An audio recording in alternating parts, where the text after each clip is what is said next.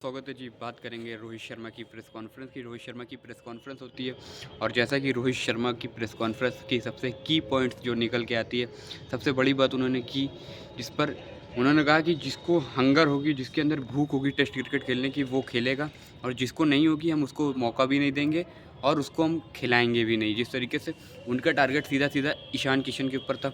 ईशान किशन उन्होंने नाम लेकर तो नहीं कहा, लेकिन अगर आप देखें करंट सेटअप की बात करें तो उसमें ईशान किशन ही भागते दिखे हैं, श्रेयस अय्यर भागते दिखे हैं। जिस तरीके से श्रेयस अय्यर के फिजियो कह रहे हैं कि आप फिट हैं, लेकिन श्रेयस अय्यर कह रहे हैं मैं फिट ही नहीं हूँ।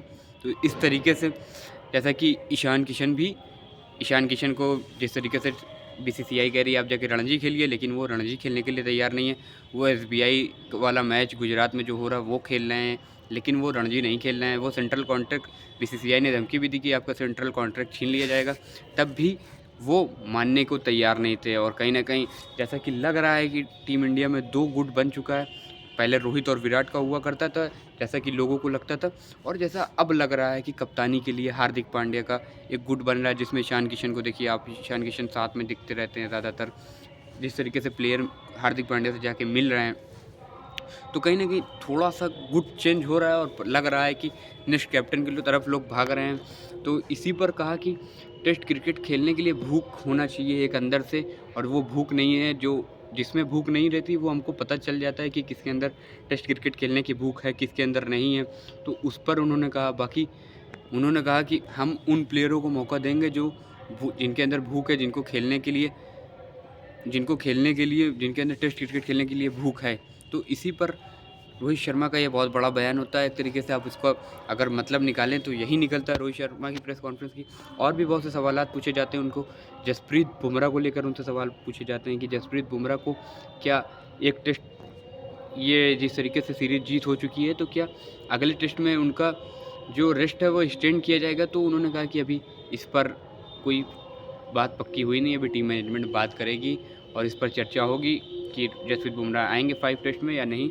तो ये देखना होगा, अभी आगे अभी बहुत टाइम है। और बाकी प्लेयरों की तारीफ़ करी, जिस तरीके से इंडियन प्लेयर यंगस्टर जिस तरीके से परफॉर्मेंस दी, उनसे वही सवालात पूछे गए उस पर। तो उन्होंने कहा कि यंगस्टर भी काफ़ी अच्छी परफॉर्मेंस दी है, और जो कि एक अच्छे फ्रेम में हम लोग रखना चाह रहे थे हर प्लेयर को।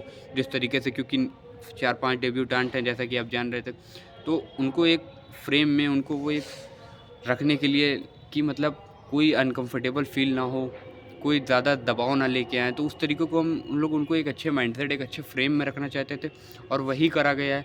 ज़्यादा कुछ हार्ड नहीं करा गया, और यंगस्टर ने परफॉर्मेंस करके दिखाई, सबकी बात करी, सबकी तारीफ़ करी। रोहित शर्मा ने जिस तरीके से यशस्वी जायसवाल में भी थोड़ा हंसी मजाक चली कि वो एक अलग वो हैं, बाकी सब ग्राउंडेड बंदे हैं, बेहतरीन बंदे हैं। यशस्वी जायसवाल से लेके सारी प्लेयरों की तारीफ़ करी। तो कहीं ना कहीं रोहित शर्मा की ये प्रेस कॉन्फ्रेंस से मेन पॉइंट यही निकल के आया।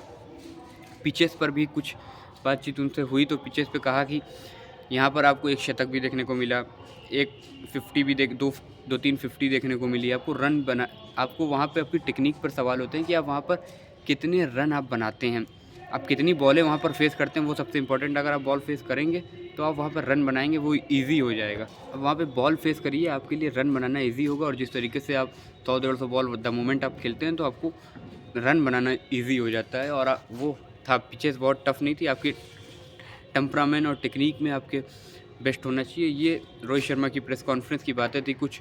और बाकी कहा आईपीएल इम्पॉर्टेंट है, लेकिन आईपीएल इतना ज़्यादा भी इम्पॉर्टेंट नहीं। आईपीएल पर ज़्यादा सवाल नहीं, लेकिन इंडिया टेस्ट को इम्पॉर्टेंट देना, जिस तरीके से टीम का महत्व है कि आप टेस्ट क्रिकेट को इम्पॉर्टेंस दीजिए, टेस्ट को छोड़ के आप आगे नहीं जा सकते। यही ये प्रेस कॉन्फ्रेंस की बात थी। और बाकी किस तरीके से आज इंडिया ने जीता है, ध्रुव जुरैल की प्रेस कॉन्फ्रेंस कह रहे हैं, माफ़ कीजिएगा। ध्रुव जुरैल ने जिस तरीके से परफॉर्मेंस दी इस टेस्ट मैच में, तो उनको मैन ऑफ द मैच से नवाजा भी गया, और जो कि उसके वो हकदार थे, और जिस तरीके से उन्होंने परफॉर्मेंस दी थी। बाकी यही था पूरे प्रेस कॉन्फ्रेंस की 2-3 की पॉइंट्स, और बाकी बहुत सी बातें चीज़ हुई। उन्होंने कहा कि ये यंगस्टर ने जिस तरीके से परफॉर्मेंस दी, कहीं ना कहीं उनको कॉन्फिडेंस देगा जब वो बाहर जाएंगे, अवे सीरीज़ खेलेंगे। ये काफ़ी ब्राइट फ्यूचर है। कहा इट्स टू अर्ली, थोड़ा जल्दी है, लेकिन ये कहीं ना कहीं इंडिया का ब्राइट फ्यूचर है, और ये आगे जाके भी सीरीज़ें जीतेंगे। बाहर अवे में जब जाएंगे तो थोड़ा और वो बढ़ता है। तो यही सब अवे में जाएंगे, थोड़ा चैलेंजेस बढ़ेंगे, तो इसको टैकल करना होगा और धीरे धीरे अभी यंगस्टर एक्सपीरियंस जैसे जैसे होगा वो आगे बढ़ेंगे। तो प्रेस कॉन्फ्रेंस की यही सब की पॉइंट्स थे आपसे यही लेके जुड़ना था। तब तक के लिए जय हिंद, जय भारत।